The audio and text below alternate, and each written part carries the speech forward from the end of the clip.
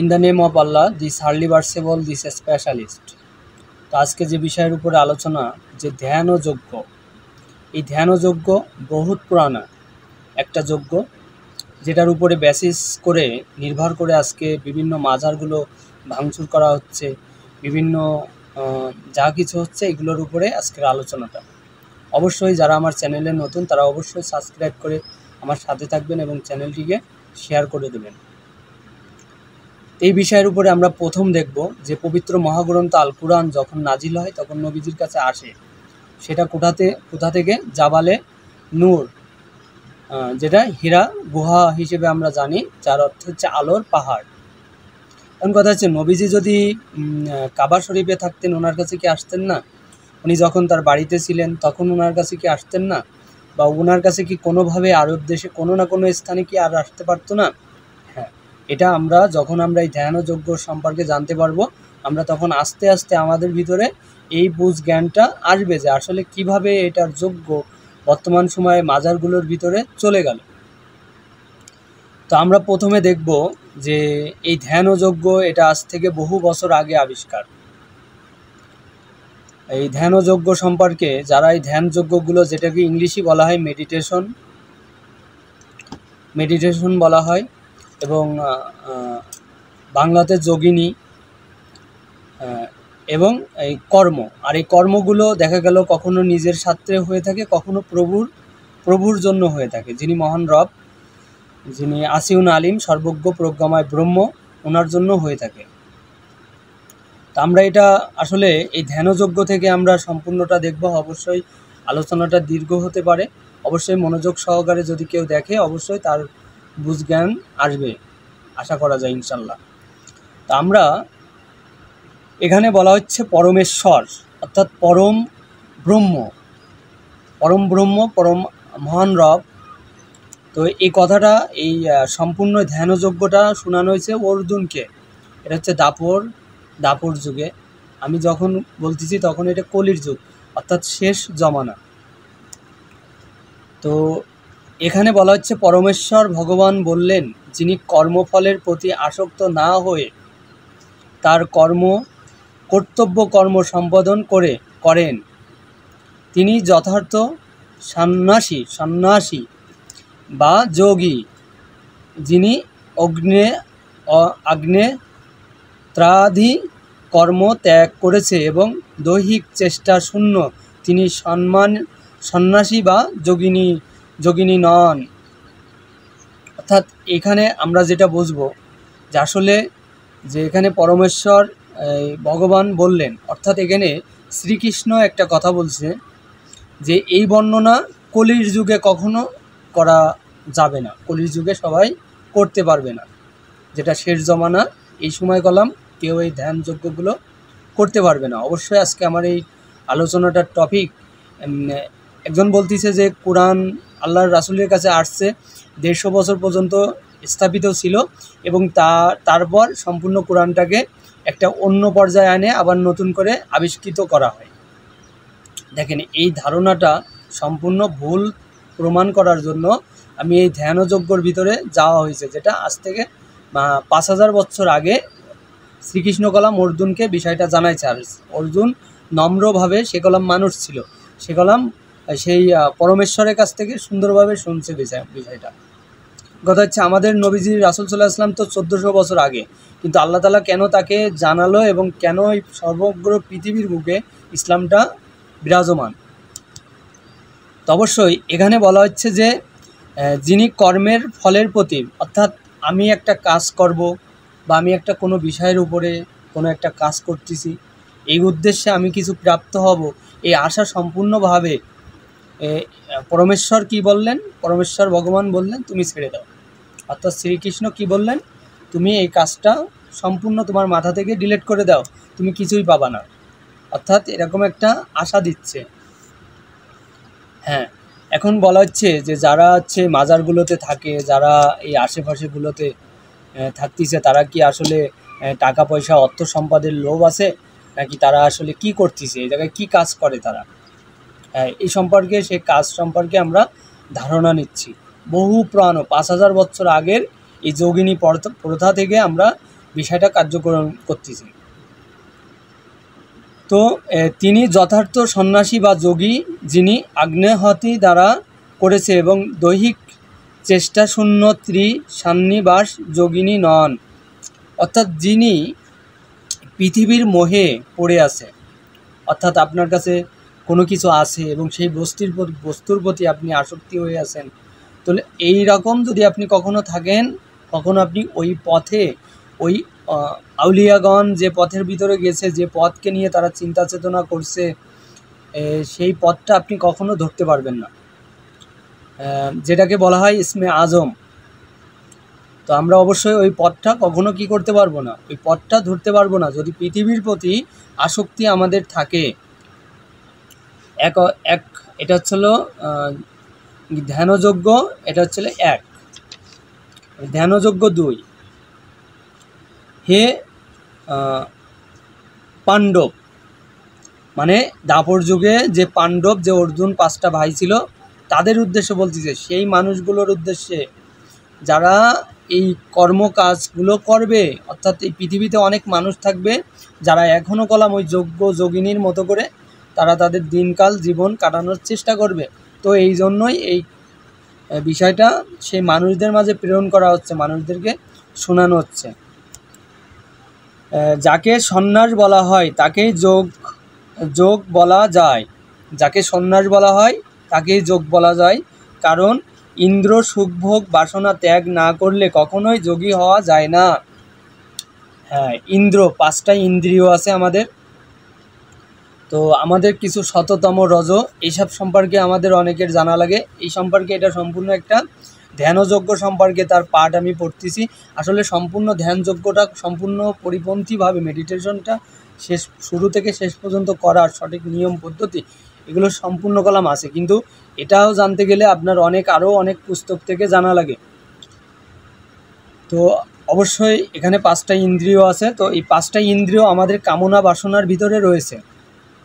যেমন আমরা কোনো কিছুর প্রতি আসক্তি হই, কখনো কোনো গাড়ি, মোবাইল ফোন, ল্যাপটপ, কোনো নারী, অর্থ সম্পদ, হিরে মণিমুক্ত জহরত, এগুলোর প্রতি আমাদের কি থাকে, আসক্তি থাকে। আর এই আসক্তি যদি আমাদের ভিতরে থাকে, আমরা কখনো এই ধরনের যোগিনী প্রথার ভিতরে আমরা কখনো থাকতে পারবো না। এটা একটা স্টেপ। এটাও অনেক আউলিয়াগণ, অলিগণ বিভিন্ন তারা কি করছে, এইসব স্টেপ পার করছে। তারা একটা রুটি রাখছে সাথে, ওইটাই যথেষ্ট তাদের খাদ্য। তারা অনেক সময় অনাহারে ছিলেন, অনেক সময় অনাহারে থেকেও তারা গেলাম এই কাজগুলো করে গেছেন। তো এই স্টেপগুলো দেখানো হচ্ছে যে সে যোগিনী হওয়া যায় না, সে ইন্দ্রিয়র যদি আসক্তি থাকে কখনো হতে পারবে না। এটা 2। এবার আমরা 3-এ দেখতেছি, এই ধ্যানযজ্ঞ 3। অষ্টযজ্ঞ অনুষ্ঠানে যারা নবীন তাদের জন্য বলা হয় কর্ম অনুষ্ঠান করা উৎকৃষ্ট সাধন, আর যারা ইতিমধ্যেই যোগাড়ু হয়েছেন তাদের জন্য বলা হয় সমস্ত কর্ম থেকে নিবৃত্তি উৎকৃষ্ট সাধন।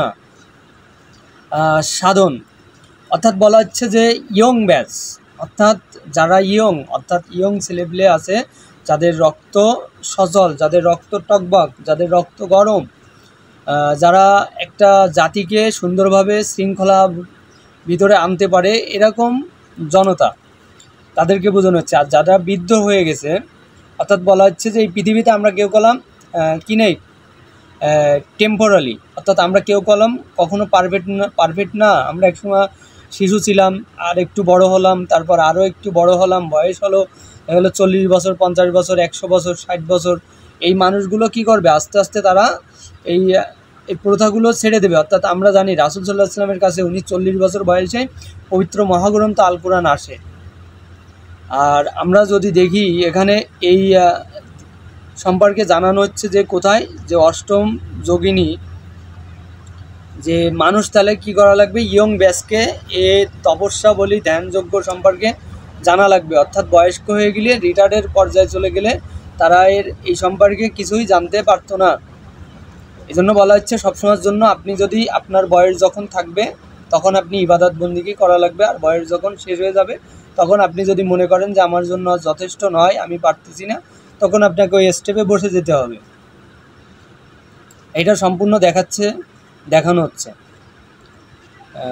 আমরা 3-এ ছিলাম, এবার আমরা 4-এ যাব। যখন যোগী জড় ভোগের সম্ভাবনার সংকল্প ত্যাগ করে ইন্দ্রিয় ভোগের বিষয়ে সকাম কর্মের প্রতি আসক্তিহিত হন, তখন তাকে যোগ্য বলা হয়ে থাকে। যখন কিনা একজন এরকম মাপের যে কিনা এই বিষয়গুলোর উপরে সে চর্চা করতে চায়, জ্ঞান লাভ করতে চায়, মহান আল্লাহ তাআলাকে জানতে চায়, চিনতে চায়, তখন এই লোকগুলো বা এই মানুষগুলোকে কি করা লাগবে? সম্পূর্ণ তারা এই সুখভোগ জড়, অর্থাৎ আমরা যে জগতে আছি, জগৎটা হচ্ছে জড় জগৎ। এই জগতে অনেক কিছু আছে। এই জগতে পাহাড়, নদী, নালা, খাল, বিল, বিভিন্ন প্রাণী, পশু পাখি, মানুষ, সব জিন পরি, অনেক কিছুর বসবাস আছে। তাই এটাকে বলা হচ্ছে এই জড় জগৎ, বেজড় না, জড়। আমরা সূরা আর রহমানের ভিতরে যতটুক জানি যে ওখানে আল্লাহ তাআলা বলতেছে তোমরা উভয়, অর্থাৎ নারী এবং পুরুষ। আর শ্রীকৃষ্ণ এই কথাটা বলতেছে যে রাধাকে বলছিল কি, যে তুমি আর আমি আলাদা নই, আমরা দুজন কি একই, এক, মেল ফিমেল কখনো আলাদা নয়, আমরা একই, অর্থাৎ আমরা একই, একজনই, আমরা আলাদা নই। আর আল্লাহ তাআলাও আমাদেরকে সুন্দরভাবে বলতেছে, আমাদের রব, যে তোমরা কোন কোন নিয়ামতকে অস্বীকার করবা, তোমরা উভয়, অর্থাৎ আমরা উভয়।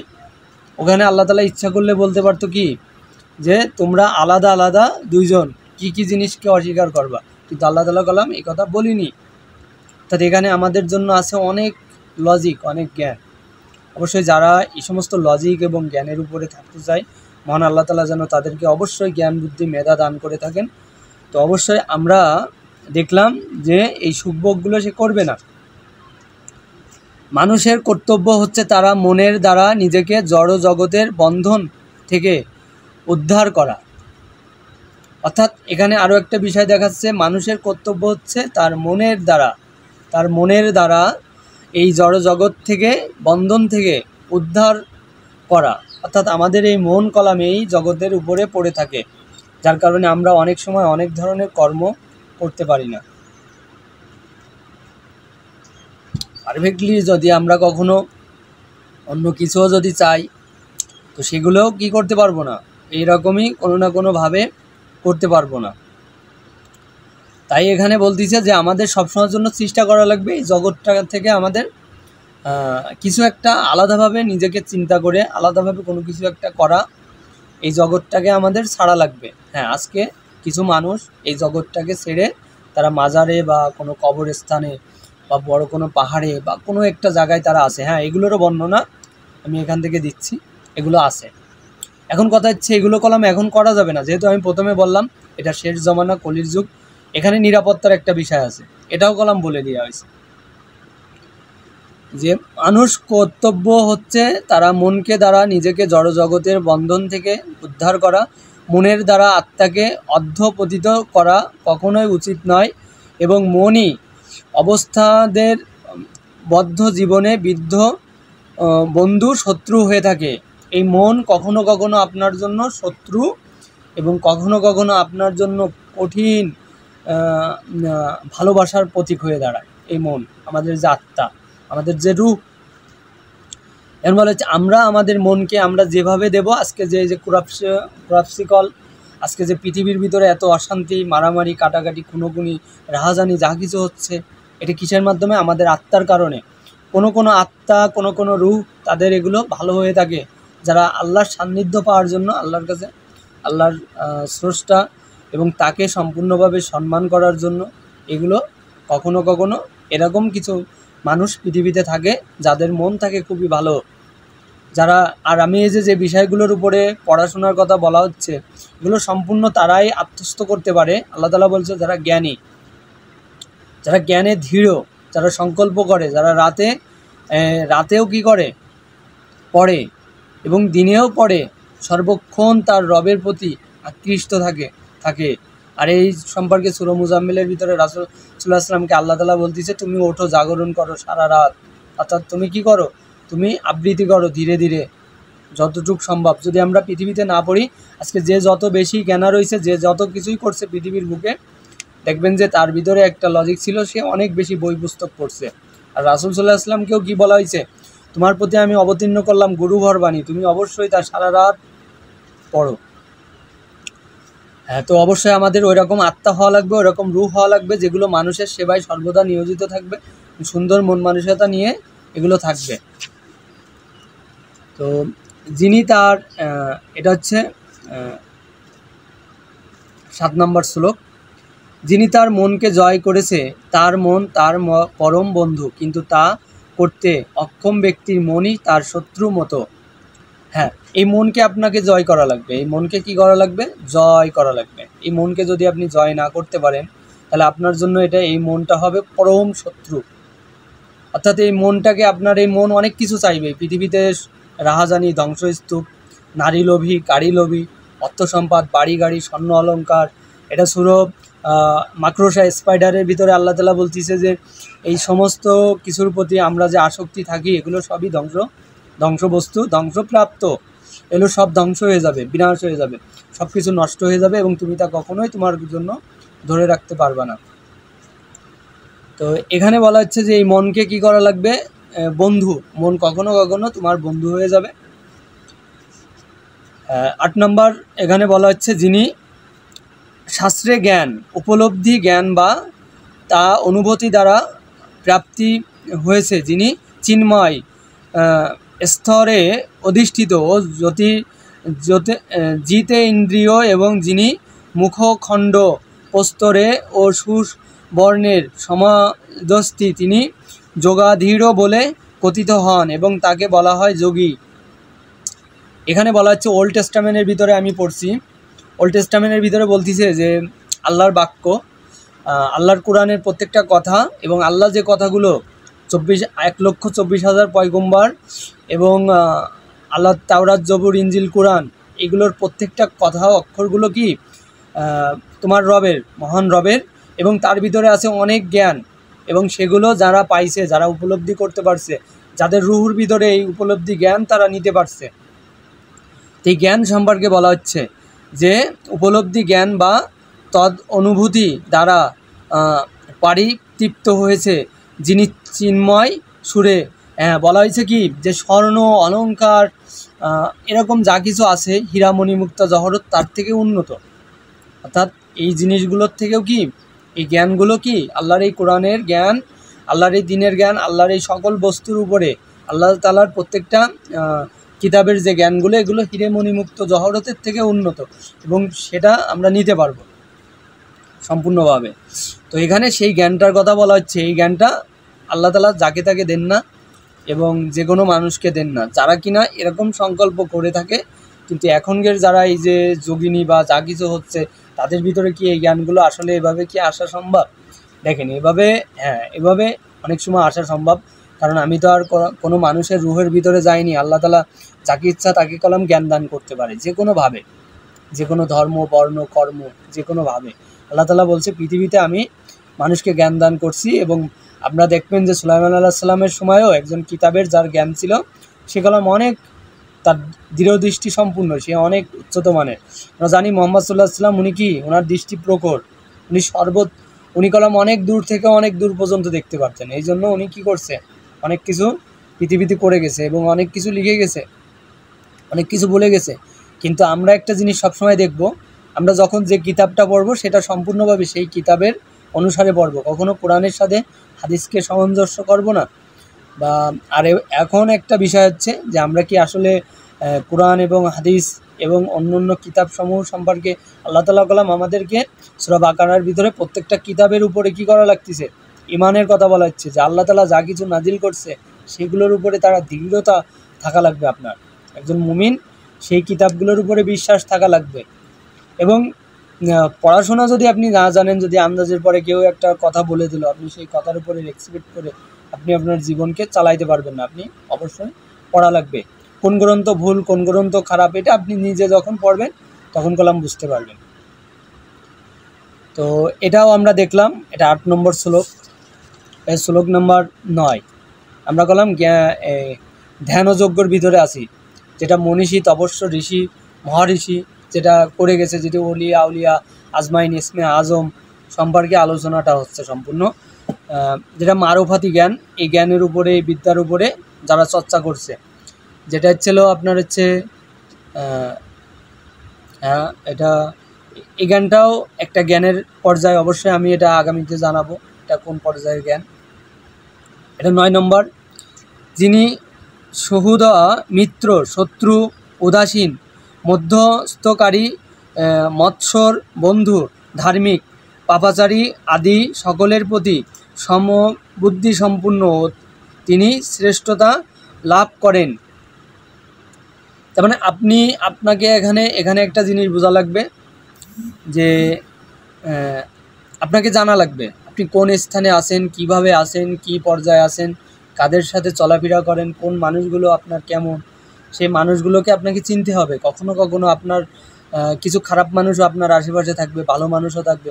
যারা ভালোর দিকে থাকবে তাদের সাথে আপনাকে থাকা লাগবে। এবার আমরা এটা হচ্ছে 11 নম্বর,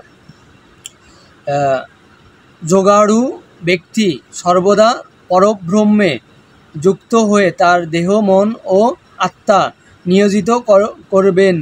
তিনি একাকী নির্জন স্থানে বসবাস করবেন এবং সর্বদা সতর্কভাবে তার মনকে বশীভূত করবেন। তিনি বাসনা মুক্ত এবং পরিগত রহিত হবেন। দেখেন, আমরা একটা ধ্যানযজ্ঞের উপরে আছি। ধ্যানযজ্ঞ সম্পর্কে এখানে বলা হচ্ছে যোগিনী, অর্থাৎ যিনি মগ্ন থাকবে ব্রহ্মে, অর্থাৎ মহাপ্রভু মহান রবের প্রতি যার মন সর্বনিবিষ্ট, সে কী করা লাগবে? তার মনকে অনেকভাবে সংযত করা লাগবে, তার দেহ, মন ও আত্মা নিয়োজিত করবেন। তিনি একাকিত্ব নির্জন স্থানে, এই যে আজকে যে আমরা যে বলতেছি যে আজকে পাহাড়ে যাবে কেন, বিভিন্ন মাজারে যাবে কেন, কেন কবরস্থানে যাবে, যে বিভিন্ন জায়গায় যায় যে শিরক হচ্ছে কি না, এই সম্পর্কেও আমরা এখান থেকে কলাম বুঝতে পারবো। যেহেতু মহান আল্লাহ তাআলা কলাম এভাবে কলাম বলছে, কিন্তু এখন এটা সম্পূর্ণ নিষেধাজ্ঞা আছে। অর্থাৎ আপনি কি এরকম স্থানে, নির্জন স্থানে যায় আপনি কতটুক নিরাপদে থাকবেন বা কতটুক থাকতে পারবেন, এটা আপনার সম্পূর্ণ ভাবা লাগবে। এখন আপনি কোন বিষয়ের উপরে আছেন, যে আপনি যে কোনো ধর্মের যে কোনো বিষয়ের উপরেই থাকতে পারেন, যে কোনোভাবে আপনি জ্ঞান অর্জন করতে পারেন। এটা কলাম অথেন্টিক আছে জ্ঞান অর্জন করা। দেখা গেল আপনি আমাদের সাথে ভালো লাগতেছে না, আপনি দূরে কোথাও চলে গেছেন, হ্যাঁ, কোনো ব্যাপার না, যেতে পারবেন।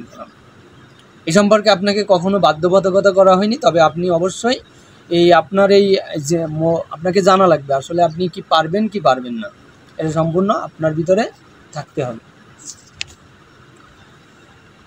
তো আমরা 12 নম্বর শ্লোক,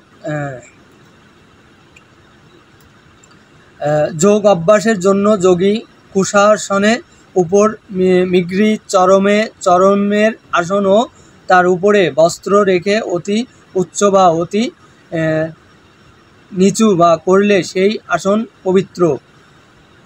এটাকে বলা হচ্ছে যে আপনি যে কোনো স্থানে যে কোনোভাবে একটা আসন কলাম গড়তে পারেন।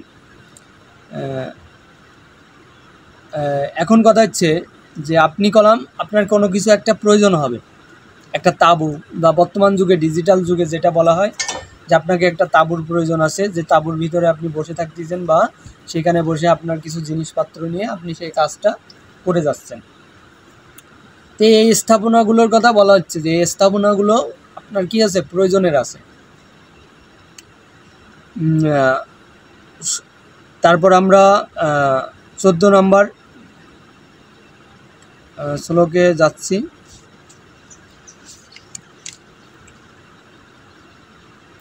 শরীর মনস্থক গ্রীবাকে সমানভাবে রেখে এবং অন্যদিকে দৃষ্টি নিক্ষেপ না করে নাসিকা অগ্রভাগে দৃষ্টি নিবন্ধনভুক্ত প্রস্তর আত্মা ভয়শূন্য ব্রহ্মচর্যা ব্যতীত পিতৃপুরুষ মনকে সমস্ত জড় বিষয় থেকে প্রত্যাহার করে আমাকে জীবনের চরম লক্ষ্য রূপে স্থির করে এবং হৃদয় আমার ধ্যানপূর্ব যোগ অভ্যাস করবেন।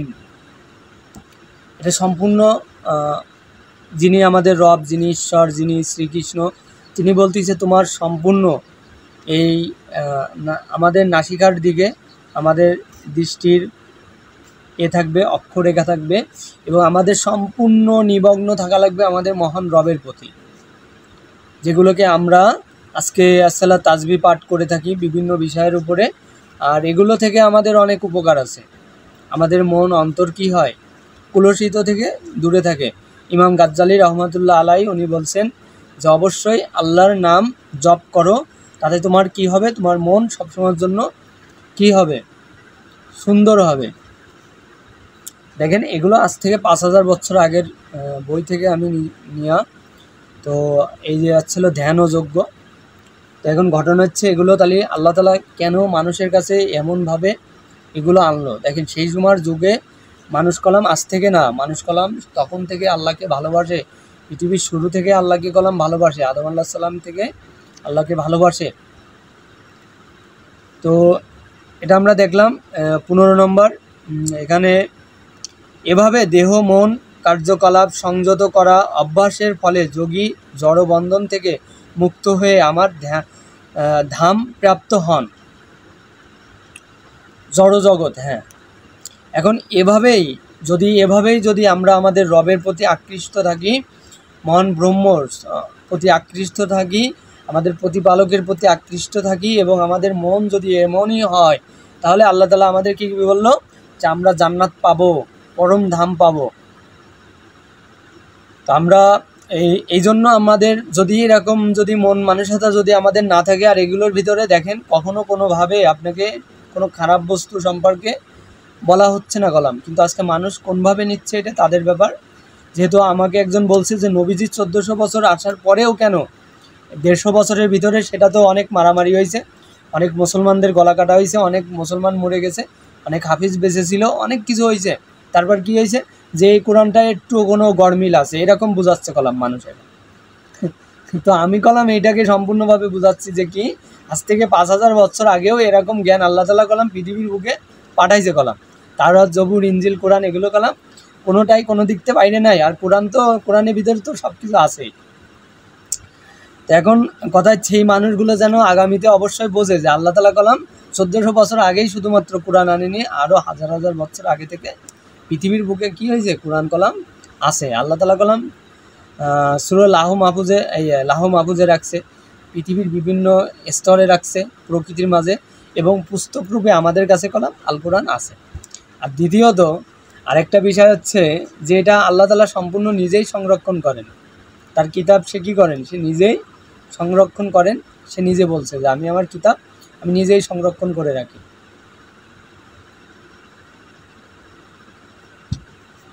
তো আমরা যে বিষয়ের উপরে ছিলাম, আল্লাহু নূরুস সামাওয়াতি ওয়াল আরদ, Allah is a light having the earth. আল্লাহ পৃথিবী এই সমগ্র সব কিছুর আলো, এবং তার নূর উদ্ভাস্য, শুধু যে জাবালে নূর, শুধু যে একটা পাহাড়ের ভিতরেই সেই আলো তা না, এই সমগ্র পৃথিবীর ভিতরে আলো।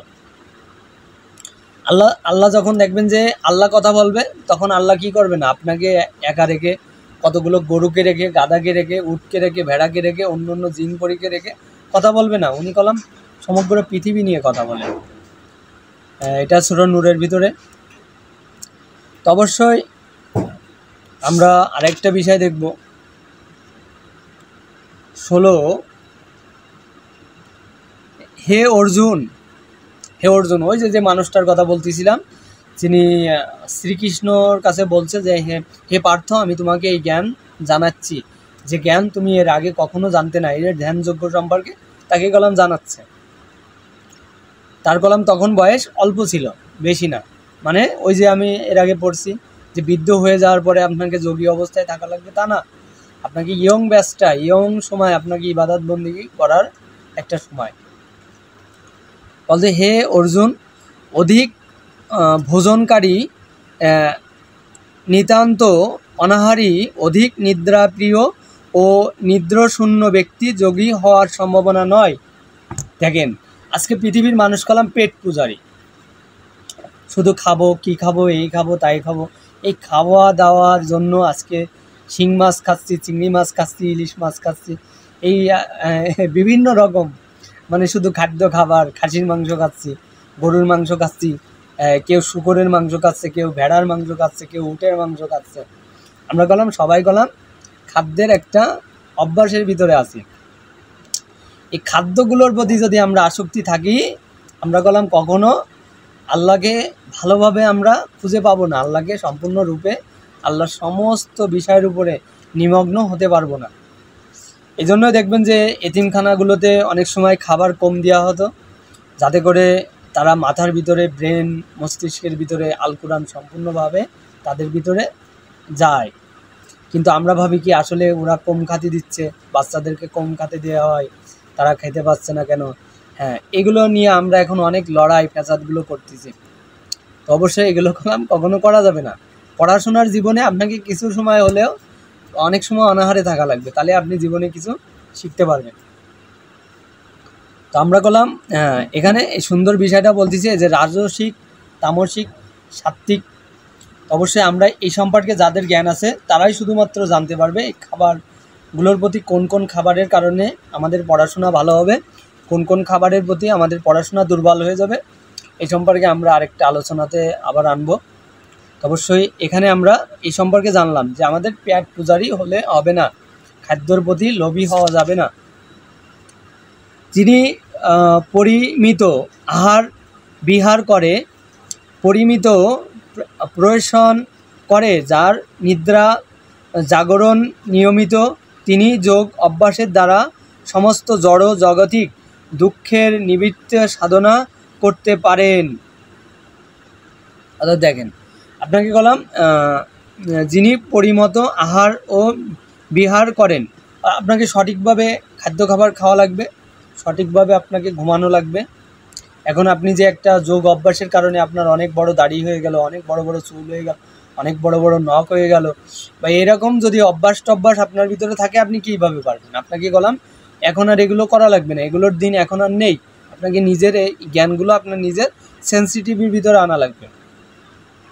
তো এরকম মনস্তাপ থাকলে আপনি কখনোই করতে পারবেন না। তো এটাও দেখেন কত সুন্দরভাবে, অর্থাৎ আপনাকে একটা পরিপাটি হওয়া লাগবে, সবসময়ের জন্য স্ট্রং ইয়ং ব্যাস থাকা লাগবে, আপনার ভিতরে স্ট্রং থাকা লাগবে। যোগী যখন অনুশীলনের দ্বারা চিত্তবৃত্তি নিরোধ করেন এবং সমস্ত জড় কাম বাসনা থেকে মুক্ত হয়ে আত্মাকে অবস্থান করেন, তখন তাকে যুগল বলা হয়। অবশ্যই আমি বইটা যখন পড়তেছি তখন এই বইটার প্রত্যেকটার মানে আছে, প্রত্যেকটার অক্ষরের এক একটা কথা আছে। সম্পূর্ণটা অবশ্যই আমার সেভাবে পড়া হয়নি, আমি যতটুকু আমার ধারণায় আসে আমি ততটুকু আপনাদেরকে দেওয়ার একটা পরিগণিত করতেছি কলাম। কথা হচ্ছে অনুশীলনের দ্বারা চিত্তবৃত্তি নিরোধ করে এবং সমস্ত জড় কামনা বাসনা থেকে মুক্ত হয়। এই জড় কামনা বাসনা থেকে সম্পূর্ণভাবে সে মুক্ত হয় অবস্থা করে, তখন তাকে যোগিনী বলা হয়। সাধারণ মানুষের কার্যকলাপের সঙ্গে যোগিনী কার্যকলাপের পার্থক্য এই যে যোগী যৌন সঙ্গ অধি সব রকমের জড় জগতিক অর্থাৎ যৌন কর্ম রহিত। আপনাকে এই যৌন কর্ম তার নারী পুরুষের যে মিলন, এই বিষয়ের উপরে কখনো থাকা যাবে না, কখনো কি করা যাবে না। এই স্টেপের উপরে থাকলে আপনার এই যেই পুরুষোত্তম অর্থাৎ আপনার যে আর কি বীর্য, এটা যদি নষ্ট হয় তাহলে আপনাকে এই ধরনের জ্ঞান আত্মস্থ করা আপনার ভিতরে কখনো আসবে না। এটা থেকে আপনাকে দূরে থাকা লাগবে যখন আপনি এই জ্ঞানগুলো আহরণ করতেছেন।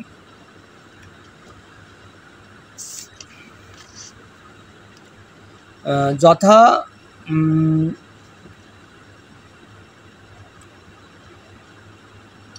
বলা হচ্ছে যে বায়ু শূন্য স্থানে দীপশিখা যেমন কম্পিত হয় না, চিত্তবৃত্তির নিরোধন অভ্যাসকারী যোগীর চিত্র তেমন আত্মবিনশ্বক ধ্যানে অবিচলিত থাকে।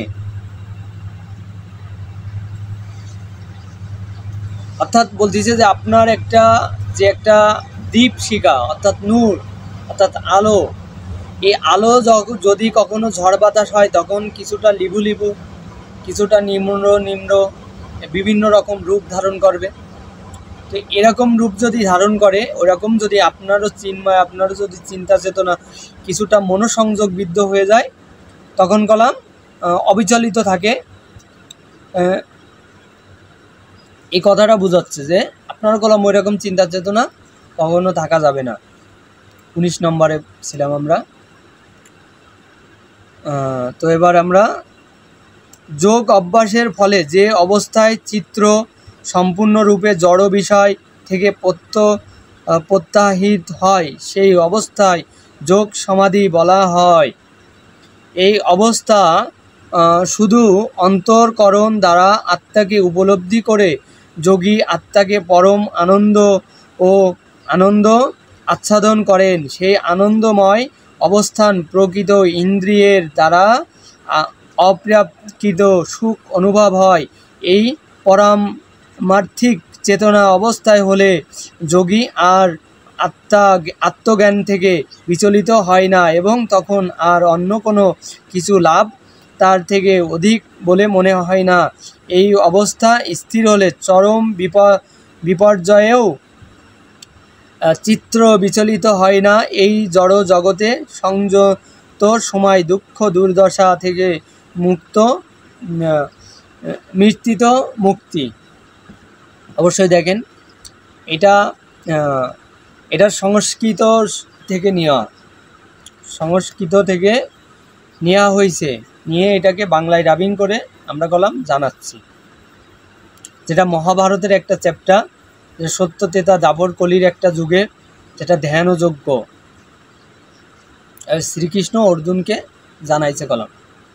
এখানে বলতেছে যে মহান তার রবের প্রতি সম্পূর্ণ মন একানিষ্ঠ হয়ে তার প্রতি ভালোবাসার প্রতি থাকে, আল্লাহ তাআলা তাকে অনেক কিছু দান করে থাকেন, তাকে অনেক জ্ঞান অনেক মেধা দান করে থাকেন, আর তাকে আর কোনো মেধার এবং জ্ঞানে কোনো কিছু জানা লাগে না।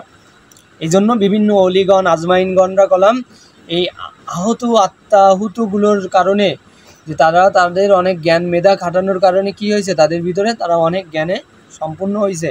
আল্লাহকে সম্পূর্ণভাবে ভালোবাসার কারণে আল্লাহ তাআলা তাদেরকে অনেকভাবে জ্ঞান দান করছে। তারা যদি আল্লাহকে সম্পূর্ণভাবে ভালো না বাসতো, আল্লাহ কলাম অনেক জ্ঞান তাদেরকে দান করতো না।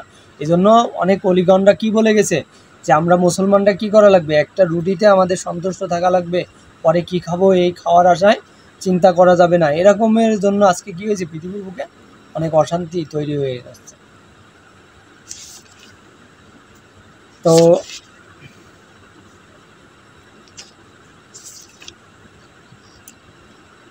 অবিচালিত, এটা আমরা 24 শ্লোক 24-এ আসি। অবিচলিত অধ্যায় বিশ্বাস সহকারে এই যোগ অনুশীলন করা উচিত। অর্থাৎ আপনার বিশ্বাস থাকা লাগবে। আপনি যে কোনো বস্তুর উপরে, যে কোনো বিষয়ের উপরে আপনি যদি পুরোপুরিভাবে ভালো না বাসতে পারেন, সেই জিনিসটা আপনার ভিতরে কখনো আত্মস্থ হবে না। সে আপনি কোরআন বলেন, বেদ বলেন, যজুর্বেদ বলেন, সামবেদ বলেন, ঋগ্বেদ বলেন, ওল্ড টেস্টামেন্ট বলেন, মুসলিম শরীফ, বুখারী শরীফ, তিরমিজি শরীফ, যা কিছু বলেন না কেন, যত পুস্তকই আছে না কেন, সব পুস্তককে আপনাকে ভালোবাসা লাগবে। যদি আপনি ভালোবাসতে না পারেন, সেই জ্ঞান কখনো পাবেন না। এরকমই আপনার রবকে যদি আপনি সম্পূর্ণরূপে না বাসতে পারেন, কখনো আপনার ভিতরে সেই বিদ্যা কখনো আসবে না। বিশ্বাস সহকারে আপনাকে কাজ করা লাগবে। সংকল্প সমস্ত কামনা সম্পূর্ণরূপে ত্যাগ করে মনের দ্বারা ইন্দ্রিয়গুলিকে সমস্ত দিকে থেকে নিয়ন্ত্রণ করার কর্তব্য। এবারে আমরা 25 ধৈর্যযুক্ত বৃদ্ধি দ্বারা মনের ধীরে ধীরে আত্মাতে স্থির করে এবং অন্য কোনো কিছুর চিন্তা না করে সমাধি হতে হয়। হ্যাঁ, আপনি যখন এই ধরনের অভ্যাস করেন, যখন আপনি চিন্তা করেন, আপনি মেডিটেশন করতেছেন, আপনি আল্লাহর প্রতি ভালোবাসা দেখাচ্ছেন, শ্রদ্ধা দেখাচ্ছেন, আল্লাহ তাআলা আপনাকে জ্ঞান দান করতেছে, এগুলোর উপরে আপনাকে সম্পূর্ণভাবে কি করা লাগবে, স্থির থাকা লাগবে। স্থির বস্তুকে বোঝানো হয়েছে।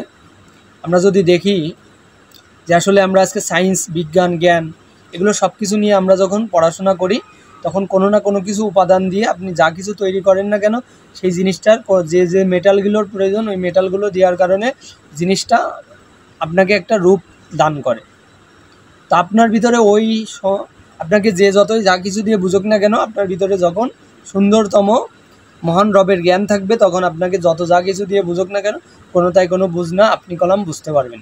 অনেকে কলাম পড়াশোনা করতে করলে কী হয়, অনেকের মেধা নষ্ট হয়ে যায়, মস্তিষ্ক খারাপ হয়ে যায়, ব্রেন শর্ট হয়ে যায়, ব্রেন আউট হয়ে যায়, তারপর তারা পাগলা গারদে বা বিভিন্ন জায়গায় থাকে। আবার মনে করে যে বেশি পড়াশোনা করলে মানুষের ক্ষতি হতে পারে, কিন্তু না, বেশি পড়াশোনা করার কারণে ক্ষতি না। আমরা জানি কিছুদিন আগে আমাদের বাংলাদেশে একজন মাস্টার্স পাস করছে, উনি মনে হয় খুব সম্ভবত ছেলেটা, ওনাকে কলাম মেরে ফেলা হয়েছে। কেউ না কেউ, তারাও কলাম শিক্ষিত বা সে যে দলেরই হোক না, তারা কলাম কাজটা কখনো ভালো করেনি। কারণ আপনি কখনো কাউকে কি করেন না, জন্ম দেন না, আপনি এবং মৃত্যুও দিতে পারেন না। এটা আপনি নিজে হাতে আইন তুলে নিলেন, আল্লাহ তাআলা আপনাকে কঠিন বিচার করবে। অবশ্যই যারা আমার মৃত্যুর সাজা, আমার একটা ভিডিও আছে, অবশ্যই মৃত্যুর সাজা কঠিন, আপনারা যদি ওই ভিডিওটা দেখেন অবশ্যই পাবেন। তো এই কাজগুলো করা যাবে না। আর এই যারা পড়াশোনা করে তাদের মেধা অনেকটা অন্যরকম। হ্যাঁ, আল্লাহর ওলিরা কলম অনেক কিছু আবিষ্কার করে গেছেন, কিন্তু এখনও কলম মানুষ অনেক জ্ঞানের সমতুল্য। সূরা কাহাফ আমরা প্রতি শুক্রবার পড়ব, এবং সূরা কাহাফের ভিতরে আছে বিস্ময়কর জ্ঞান, যা আমরা আগামীতে প্রত্যেকটা পুস্তক পড়লেও আমরা শুধুমাত্র দেখাবো আমাদের মহান রব, আমাদের রব্বুল আলামিন এত সুন্দরভাবে এই পৃথিবীতে প্রত্যেকটা পুস্তককে আনছে। আর তিনি শেষমেশ যিনি আমাদের কাছে এমন এক কোরআন আনছে, যাকে আমরা কোনোভাবে ভুলবশত কোনো কিছু করার কোনো সিস্টেমেলিটি নেই। তো আমরা 25 থেকে চলে যাচ্ছি, আমরা 26-এ। চঞ্চল ও অস্থির মন যে বিষয়ের ধাবিত হয়, সেই বিষয় থেকে নিবৃত করে তাকে আত্মা বসে আনতে হবে। দেখেন, চঞ্চল মন আপনার ভিতরে থাকা যাবে না। চঞ্চলতা আমরা জানি যে সাধারণত যে একটা বয়স থাকে, যেটার বয়সে খুব চঞ্চল আপনার মন অনেক রকম হতে পারে, অনেকভাবে বোঝাইতে পারে, ওই মনটা কলম থাকলে কলম হবে না। তো 27, ব্রহ্ম সম্পন্ন প্রশান্ত চিত্রে রজগুণ প্রশমিত ও নিষ্পাপ হয়ে যায়, মন আমাতে নিবৃষ্ট হয়, তিনি পরম সুখপ্রাপ্ত হন। অর্থাৎ এই রজগুণ আপনার ভিতরে থাকা লাগবে, রজতম শত। তো অবশ্যই রজগুণটা যদি আপনার ভিতরে থাকে, নিষ্পাপ যার মন, অর্থাৎ শিশু বাচ্চার মতো, এই মনকে আল্লাহ তাআলা অনেক ভালোবাসেন। যদি আপনাকে যা বলা হয় তা আপনি মন থেকে শোনেন এবং শুনে নেন। এই ব্যাপারে একজন ওলি সম্পর্কে আমি বলবো, এবং আমরা আজকে পড়লাম 27 পর্যন্ত। বিজ্ঞানযোগ্য আছে, তারপরে অধ্যায়ে ধ্যানযোগ্য আমাদের এখানে আছে হচ্ছিল 47টা শ্লোক আছে। তো আমরা বাকিটা পড়ব না, আমরা 27 পর্যন্ত দেখব। এই সম্পর্কে বলা হচ্ছে যে নিষ্পাপ, এই সম্পর্কে বলবো যে শিশু বাচ্চা কখনো কাউকে যদি জ্ঞান দান করা হয়, তখন সে সুন্দর মন থেকে সে তার জ্ঞানগুলো নিবে, কলাম সুন্দরভাবে সেই জ্ঞানগুলো নিতে থাকবে। আমরা যেহেতু আলোচনাটা অনেক দীর্ঘায়িত করব না, এই সম্পর্কে একজন ওলির কথা বলি। একজন ওলি একদিন রাস্তা দিয়ে যাচ্ছে, তো একটা ঠেলাওয়ালা তার গাড়িতে অনেক কিছু বস্তা নিয়ে যাচ্ছে, সব চিনির বস্তা। ওলি তখন তার কাছে জিজ্ঞেস করতেছে, তিনি ফকির বেশে আছেন, এই বস্তাগুলোর ভিতরে কি আছে বাবা? বলতেছে, যদি এই বস্তাগুলোর ভিতরে যে চিনি আছে আমি যদি এই কথা বলে দিই, তাহলে উনি হয়তো বা চাবে। তো আমি কি বলবো? আমি বলবো এই বস্তাগুলোর ভিতরে ছাই আছে। তো দেখেন, উনি তাহলে কি শিশু বাচ্চার আচরণ করলো, নাকি ওনার ভিতরে কোন চিন্তা চেতনা নিয়ে উনি কলাম একটা মিথ্যা কথা বলল? তখন কলাম ওই ওলি বা ওই ফকির কি বলল, যে হ্যাঁ আল্লাহ, আপনি যা বলছেন যেন আল্লাহ তাআলা এখানে তাই থাকে। উনি কলাম নিবে না, উনি কলাম দেখতে যে আজকে পৃথিবীর জীবনে মিথ্যা কথা কখনো বলা যাবে না। আর যদি এরকম মন মানসিকতা থাকে, আপনাকে যে কোনো ধর্মের প্রতি, যে কোনো ব্যক্তির প্রতি, যে কোনো মানুষের প্রতি যদি এরকম কুলসিতাপূর্ণ মনোভাব নিয়ে আপনি যদি চলাফেরা করেন, পৃথিবীর চরণ ভূমিতে এই মহান রবের যিনি এই বিশাল ব্রহ্মাণ্ড সৃষ্টি করছে, এখানে যদি আপনি দাম্ভিকতা, অহংকার যা কিছু বশত থাকেন না কেন, আল্লাহ তাআলা এগুলো সব কিছু নিষ্ফল করে দেবেন। যে আমরা যে ভাবতেছি আমরা বৈকুণ্ঠে যাব, জান্নাতে যাব, পরম ব্রহ্ম লাভ করব, এগুলো আমরা কখনোই পাবো না যদি আমাদের এই মন এরকম থাকে। আমাদের মন শিশু বাচ্চা মতো থাকা লাগবে, অর্থাৎ আমাদেরকে যেটা সত্য বলা হয় তখন তা সুন্দরভাবে মন থেকে নেওয়া লাগবে, জ্ঞান আহরণ করা লাগবে।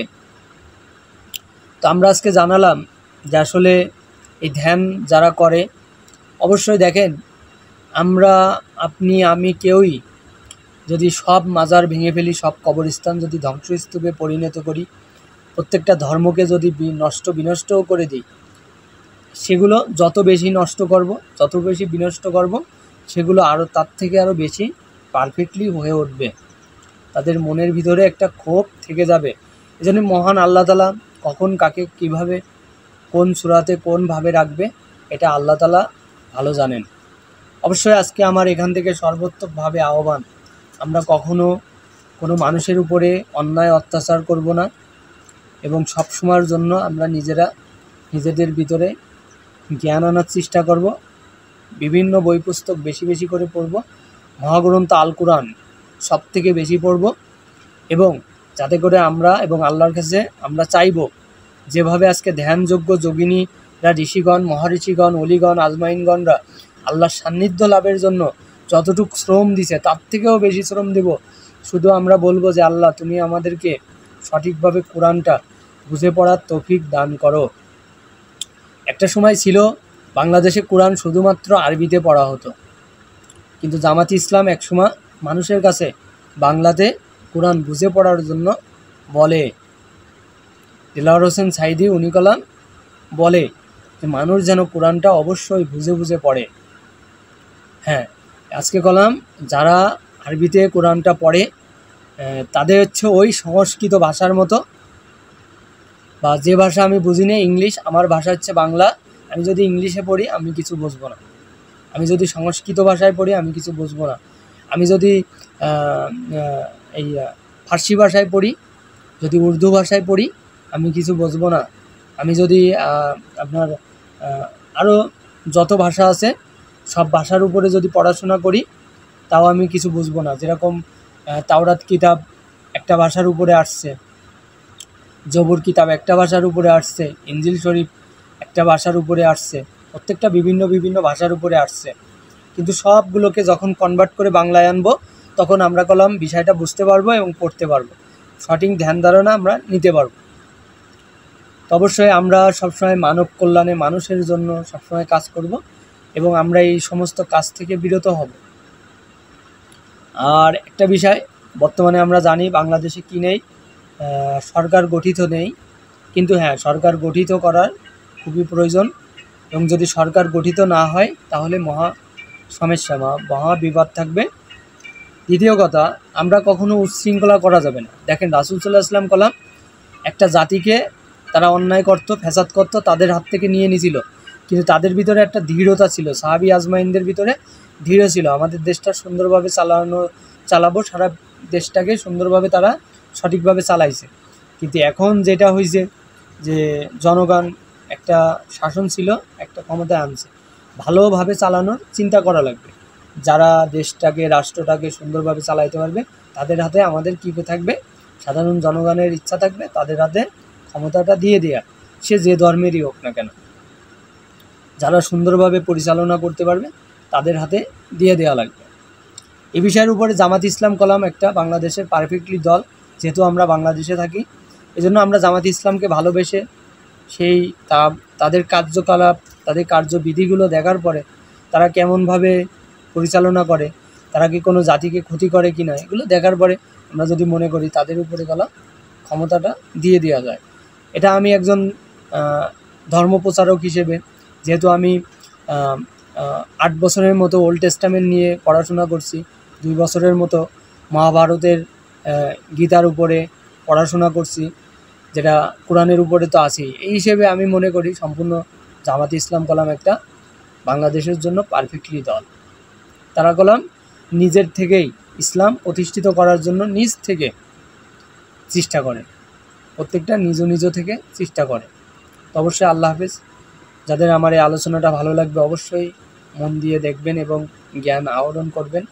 এবং পবিত্র মহাগ্রন্থ আল কুরআন ফুরকান আমরা পড়ব, যেটা অক্সফোর্ড বিশ্ববিদ্যালয় নয়, যেটা হার্ভার্ড নয়, যেটা ক্যামব্রিক্স নয়, তার থেকে উন্নত, যেটা লাহু মাহফুজ থেকে মহান আল্লাহ তাআলা পৃথিবীর বুকে পাঠাইছে, যেটা তার নবী করিম সাল্লাল্লাহু আলাইহি সাল্লাম, যিনি ইয়া শাফিউল মুসলিমিন ইয়া রাহমাতাল লিল আলামিন, যে মহান আল্লাহ তাআলা যে নবীকে এই দিন সম্পর্কে জানাইছে।